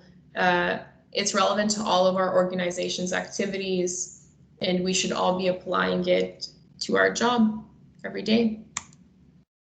Finally, if you'd like to learn more about GBA Plus, or you want to share what you've learned today with your colleagues, I would highly recommend you take a look at the GBA Plus course offered by Women in Gender Equality Canada. So this course is designed as a basic introduction to GBA Plus, and it is free and open to all within and outside of Canada. The link is there at the bottom. In this course, you'll learn to identify the key concepts of GBA Plus and recognize how various identity factors can influence the experience of government initiatives. And also the videos that Aaron showed earlier are embedded within this course as well. So I'd highly recommend it if you want to brush up on your GBA Plus, or you want to share with your colleagues who weren't able to attend today. And we also have our new releases for StatCan. If you're interested in seeing what data we're putting out there, there's a daily schedule at the bottom. There's a link offered. And you can follow us on, I got ahead of myself there. Well, this presentation is coming to an end. It does not mean that this conversation needs to end by any means. Please feel free to reach out to our team at StatCan or the World Bank if you need any support with GBA Plus. We can learn together as we're also learning ourselves. So if you want to reach out to me specifically with any questions, there you can reach out to the Center for Gender Diversity Inclusion Statistics. If you have any other general questions for StatCan, we have our email there at the bottom. And feel free to also check our content and engage with us over social media. We are on multiple platforms. We share all our releases or any infographics or any info bites on social media. So if you want to see what sort of data we put out, you can find it on here as well. We're very active on Instagram, Facebook, and LinkedIn. I would like to open the floor now for discussion. I would like to hear your thoughts on GBA Plus, and if there are any current or upcoming opportunities where you think GBA Plus can be applied. Feel free to also ask questions. You can put them in the chat section, or if you're not comfortable asking questions, you can always send them to me via email. That's okay as well. Yeah, thank you so much. I will keep these questions up. But yeah, I just wanted to know what specific information, tools, or support do you still require in order to apply GBA Plus in your work? What are some of the challenges you face in applying GBA Plus in your work? And then what are some current and or upcoming opportunities where GBA Plus could be applied in your work? Thank you very much, Sanka. Am I not on mute? Good, I'm not on mute. Also, to the audience members, also feel free to ask questions on the all of the preceding presentations. So remember, gender issues, gender statistics in the Caribbean, as well as Sanka's presentation just now on gender-based analysis.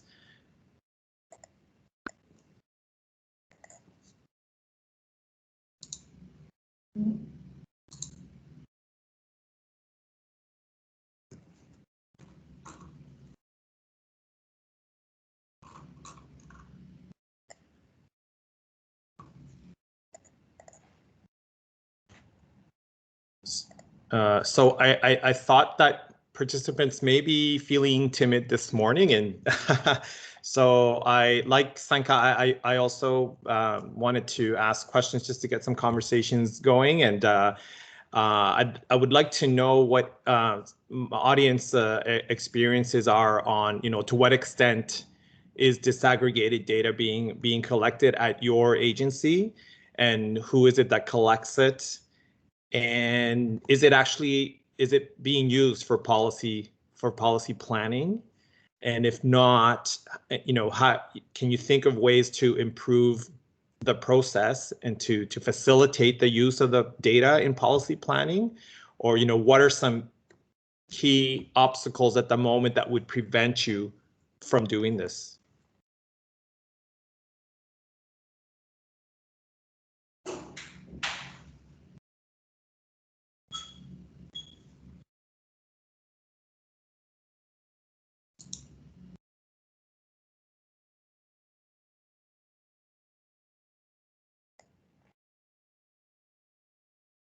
Perhaps if we have audience members from the statistical offices, if anybody would like to, from the 3 countries, if anybody would like to answer those questions.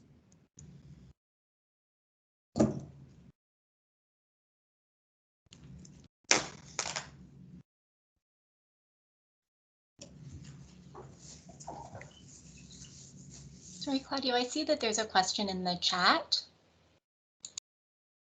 Oh. Okay, I think I missed it. Oop, I'm having.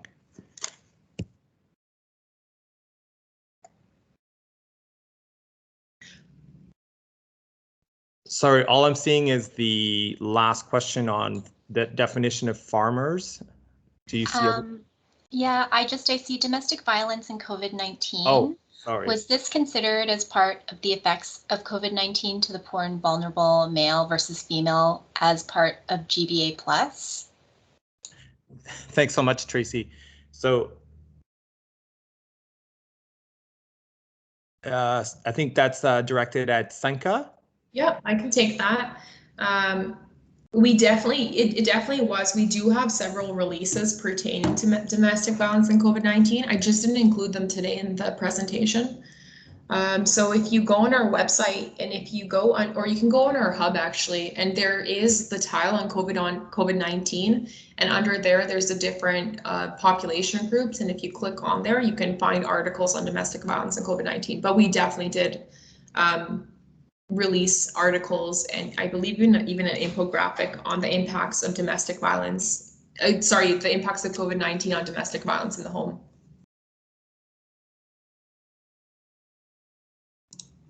Very good question. I can see right now too if I can find the link. I can share that.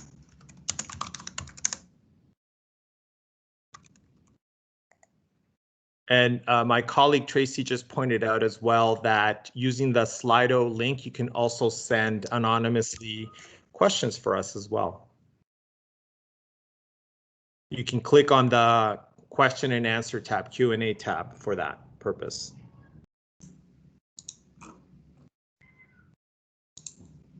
If you feel more comfortable that way. There you go. This is just one of the products, but So this is Family Violence in Canada. This was released in 2021-03. And that's just in general. I'll find the one pertaining to COVID as well. Claudio, so while we wait for participants to come in and ask questions, but also to share their experience, I had a question for Senka, if you don't mind. Yes, please. Okay, so hi. So I'm Urshka. I'm with the World Bank governance team, and I just want to first of all thank both Statistics Canada, to Senka for their presentation, and of course to the CARICOM Secretariat. And I mean, first to the CARICOM Secretariat presentation, I think it was great to see, quite a lot of data, including disaggregated data, presented for the countries that are participating today, because I think one of the challenges we often see is that countries in the region, in the Caribbean, are not always necessarily as part of kind of international databases. So I think it's important to see that data exists, is being collected, but also I think sometimes having not only statistical data but also administrative data, like data collected by local schools on number of students, their enrollment rates, is also kind of key to when we think about how do we design policies, what data do we have, how can we improve their design. And that really leads me to the question, Senka, to you. I mean, just to get a better understanding, in Canada, how do you initiate a GBA plus, right? So, for example, if I worked in Ministry of Agriculture and I wanted to design kind of new policies more targeted at women farmers, do I start it as a line ministry representative? Do I contact Statistics Canada to see, what statistical data do you have? Then consult our own ministry to see what administrative data we have. So just to have a little bit of better understanding how that process works. How is that stakeholder coordination done? So just to understand how potentially, this could be applied also here in the countries in the region. Thank you, Senka. No problem. Thank you, Urska, for the question. I think it really depends if the data exists or doesn't. In the case that a data doesn't exist in a specific project that you're interested in conducting GBA plus, sometimes we have the line ministries or the different agencies and departments approach us in terms of building a survey. And when we are building a new survey for content, we work on content development, we work with academics, we work with other government agencies and departments to compile and we apply GBA plus at the very onset of it in terms of developing the survey and the questionnaire where we collect the data, and we work with that comes from either from a request from another department or sometimes it's internal too, and we do a lot of consultations around the survey development. We do the consultations in terms of the standards development, in terms of the definitions, terms, help text that we use. If we're developing a survey or looking for data from scratch where it doesn't already exist. In other cases, and then we would set that out into collection. In other cases, if we have the data already exists, we do have other departments and agencies that approach us in terms of getting access to this data. So we would provide that to them. We do the GBA plus ourselves as well in terms of the papers that we produce or the infographics that we put out there. Sometimes if the data doesn't exist, for instance, Urska, you brought the example of education. So in Canada, education is provincial. It's legislated provincially by the provinces. So we have, and the territories, so the 10 provinces in Canada and 3 territories. So we don't necessarily have all the data on education. So sometimes we look to either we do have a few surveys, so like the post-secondary survey, and other times we look for data linkages. So that's become a big thing that we're looking towards. So linking data from various sources to be able to conduct gender-based analysis plus. So for instance, we get the permission of those respondents to the census to link their data. So if you've completed the census, we don't ever ask for income data, we just link it to the tax files. And because we do these linkages, we're able to conduct more in-depth GBA plus. In other cases, we increase our sample size, as I've mentioned. on a survey, depending on, like, recently there's a need for more data on discrimination and conducting more GPA plus when it comes to visible minority groups. And in terms of that case, we're working with we're with WAGE, one of our external departments, and they're funding the increase in the sample size to be able to collect a larger sample size to be able to produce more data on visible minority groups who are experiencing discrimination. So it varies in terms of the data already exists, or if it's a new survey, or we're having to link to admin data. We don't also ourselves always have the data necessarily, so we have to look for other sources. And because, like, as I mentioned in the presentation, our response rates are declining. So to alleviate some of the burden on respondents, we're looking more to data linkages and min data to be able to conduct GPA plus analysis. I hope that answers your question, Erska. Yes, no, thank you very much. And I think it's especially interesting that, how you then get involved in conducting these surveys to collect additional information. I can see how that would be crucial to inform the design of budget policies. To give you an example, for instance, like we also look for international standards as well. So a few years ago, I worked on a project on a survey of digital technology and internet use. And the last time we conducted the survey in Statistics Canada was 2013. So you can just imagine how much digital technology has advanced since 2013 at that point. At that point in 2013, I don't even believe we had all these social media platforms that we have now. So in order to update that survey, we worked with other departments. We looked for international standards. So we looked to the OECD, the ITU, in order to update that questionnaire. And then we also did consultations with all our other departments because we didn't know. So I was the analyst responsible for putting together this new survey, and I wasn't necessarily sure what the requests or the data requirements would be of our other agencies, such as Health Canada, such as Public Safety, such as Treasury Board, or Innovation Canada. So I didn't really know what their data requirements were. So then we held consultations and we consulted with each one of these departments, and I provided multiple drafts of the questionnaire for them to review the questionnaire, give me feedback, give me input, because ultimately they would be using this data for their own policies, programs, and initiatives that they would be running. So that's one way where we work with all our other departments and international standards and even other countries. So we consulted other countries, such as Korea, such as Germany, France, because we just didn't have it in Canada. Our survey was so out of date, and we needed to update it, and we had to look to our counterparts in other countries, other departments, and just do a lot of research ourselves to be able to update that survey, then to be able to collect the data, and then to be able to do the analysis. So we really try to work with, when I know a lot of people look to us as the experts in terms of data, but there's times where we don't have that data. So we look to our counterparts and our other colleagues in other departments to work with them to understand what data to collect and how to effectively collect it. In that case as well, that survey was a business survey, so it was on the business side, and then we consulted businesses as well. So we went to small, medium, and large businesses. We brought the survey with us, and we did testing to see if they could complete the survey, if they had that data, if they understood the terminology, if they understood the definitions that we were asking for. So we really do a lot of consultations, and a lot of focus groups as well were done in terms of the development. So we don't just necessarily put the questionnaire and then send it out there and cross our fingers that it's going to work.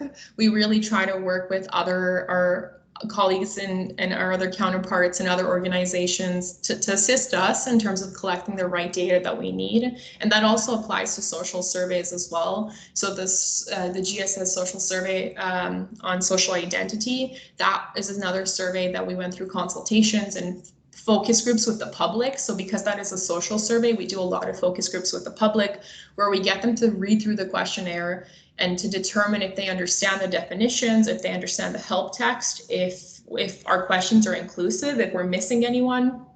You know, when you're looking at the same questionnaire over and over again, as the analysts, we tend to miss things without a doubt. So we look to these consultations and focus groups and our colleagues to make sure that our surveys are inclusive, our questions are reflective of both standards within Canada and international standards, and that were really, and even times like the census 2016, where I mentioned that we only had sex, and so we made an error there. So we, with the feedback of the public, with it, so when we submit any of our questionnaires, there's always a section for comments. So with the feedback of the public, we were able to then realize that, okay, our question is not inclusive. We're only asking sex. We're excluding a large group of the Canadian population. And how do we fix this? So with the comments of the census 2016, we took that feedback and we ran, and again, consultations, focus groups, feedback, and from the public, and we updated to now the most recent census 2021 this year. We have both the sex and the gender question included.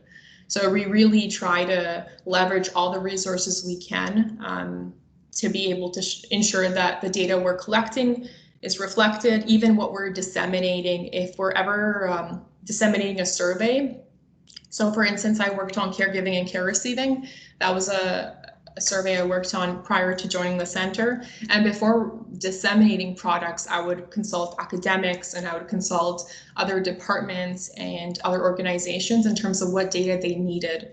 So I wouldn't, if I'm putting out an infographic, I would ask what kind of information do we need to include in terms of caregivers and care receivers? Do we want to include the, because it's a big gendered split in terms of caregiving.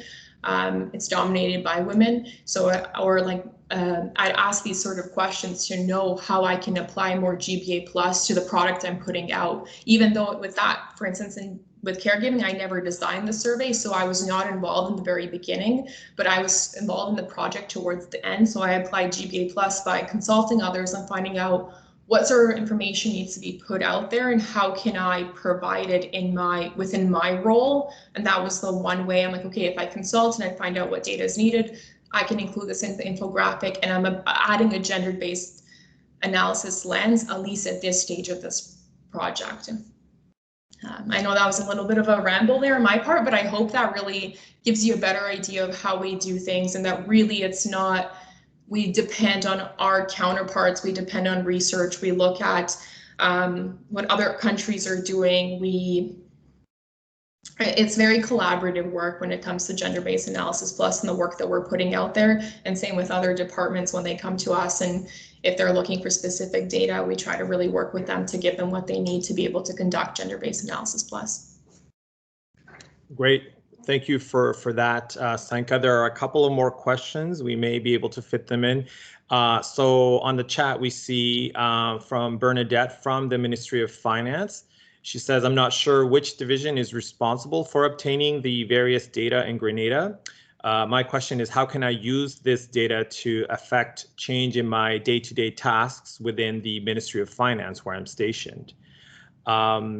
Maybe I will direct that to Urska, as I know that the World Bank works with the Ministry of Finance and budgeting departments on exactly using this kind of information for drafting, policy budgets.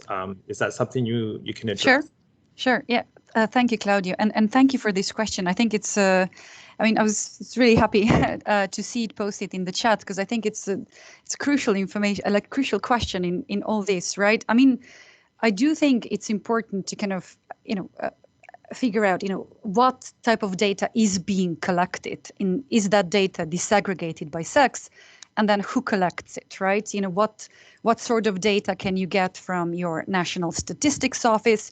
But also, what type of data do your line ministries collect? So I mentioned earlier, for example, from Ministry of Education, you're kind of hoping that they're working very closely with all the local schools to get a better understanding of, who are students in each and every local school disaggregated by gender.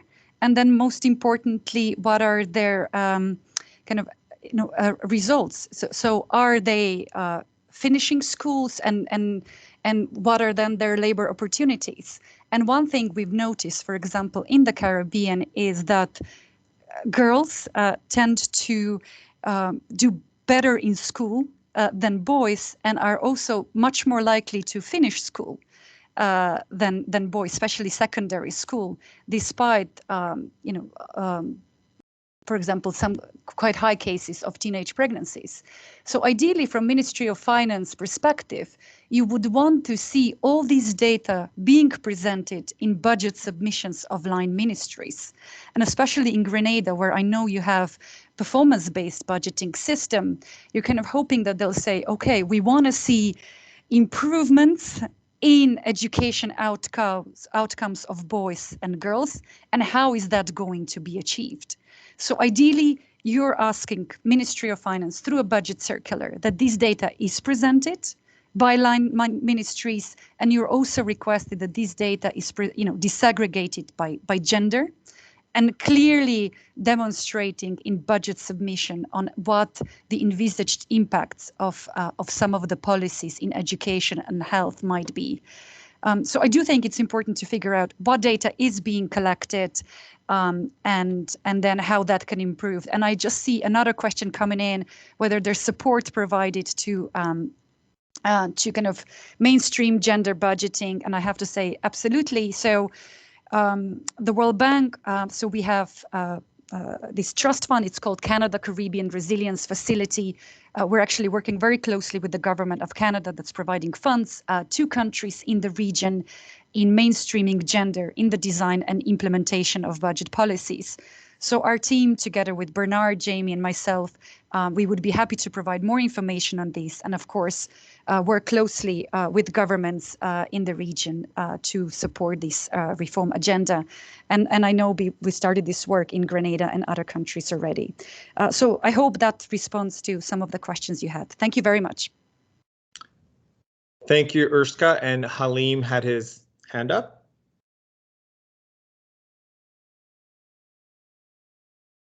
Good morning, Claudio and everyone.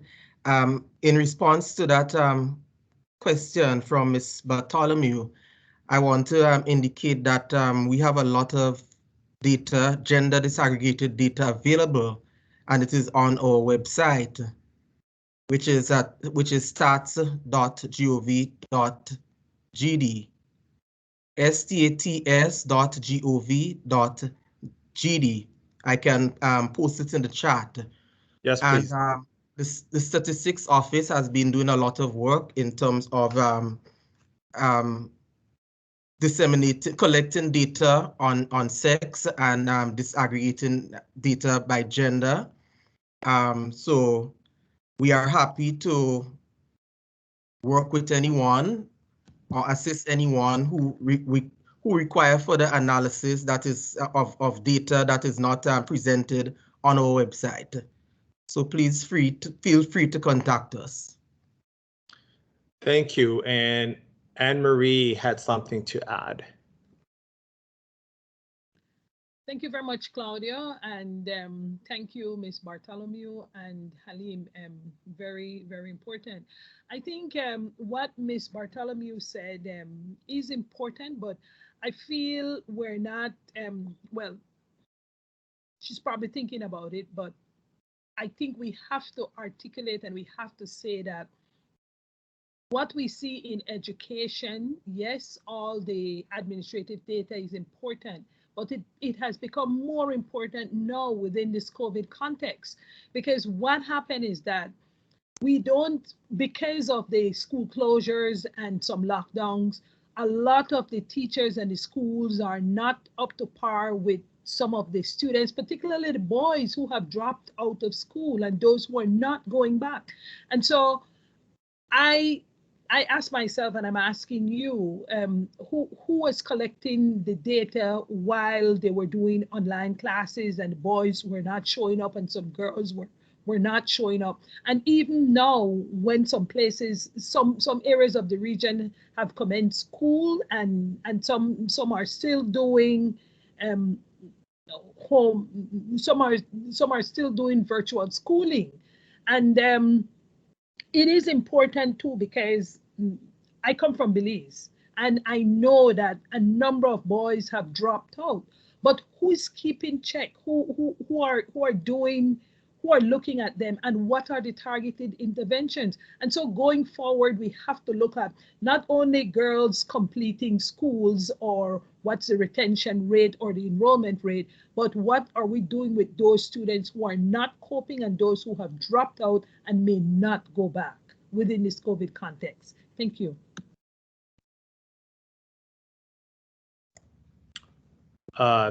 Thank you very much, Anne-Marie. We did receive a question on the online poll. So they're saying, thank you for the presentations. What were the challenges, if any, in conducting the labor force survey using the web-based platform? And what was the impact to the result? I don't know that we have any methodologists from labor force present at this presentation. I can certainly, we can certainly follow up with some answers to those questions, or I'm sure that studies are being done right now on the impact. Maybe, I don't know if any of the countries have anything to say about that, countries present.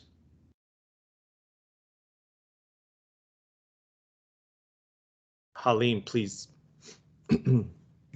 Thanks, Claudio. And in fact, last year, in the second quarter of our labor force survey, we included questions on the impact of COVID-19 on education in terms of school attendance.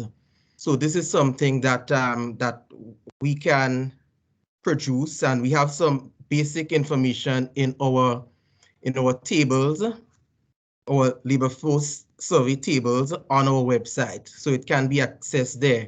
But of course, there's further analysis that can be done in this regard. Great. Thank you. I see Dr. Harrison from CARICOM Secretariat with her hand up. Please go ahead. Yes, quickly, to add to what Halim has said, quite a few countries have in fact included modules on the impact of COVID in the labor force surveys. Jamaica, Anne-Marie, Belize as well, and also for the 2020 round of census, we had a small group meeting, and from that there were questions that were identified that countries can also add to their census questionnaire to obtain information about the impact of COVID. Thank you. Thanks so much, Dr. Harrison.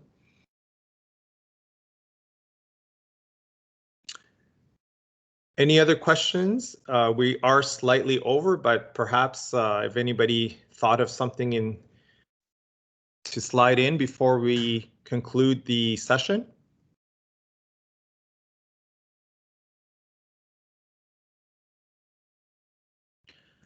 Okay, and with that, I do remind you again to please do the very short online evaluation using the link that you see in the chat. Again, it's very useful information for us. I would like to thank everybody today for their participation. This has been extremely interesting and we hope very useful to participants. Urska, last word to you. Senka, you wanted to come in as well? No, go ahead. Okay. No, just I want to thank everyone. I mean, thank you very much, Claudio, for moderating. Thank you to all our presenters. And of course, thank you very much to all the participants. We'll be in touch. We'll send all the presentations, but we're also happy to work closely with you in supporting this agenda. Thank you again. Thank you, everybody. Have a great day. Thank you very much. Thank you, too. Good morning. Thank you. you very much. Thank you. Thank you. Bye. Thank you. Have a good one. Thank you.